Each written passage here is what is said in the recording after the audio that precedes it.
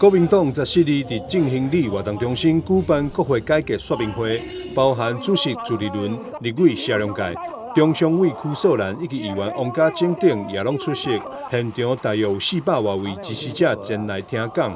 国民党主席朱立伦表示：“咱桃园，这是我的故乡呢，地文产的代志，伫咱台南，等于阮太太的故乡。” 发生较严重的枪击案，这两个案，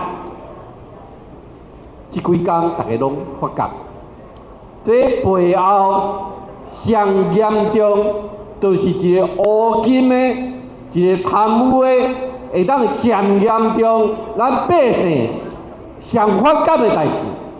这就是台湾民主一定要改革上重要原因，大家对唔对？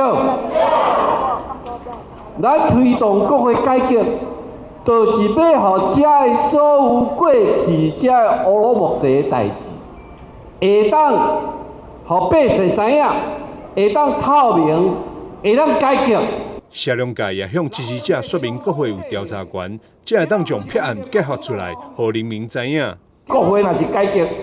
互咱有调查权，咱的调查毋是检察官迄个调查权呢，咱甲资料调互集团，可疑的部分，我去调毋是我要知呢，我去调是要互恁知对无？人民有想要知无啦？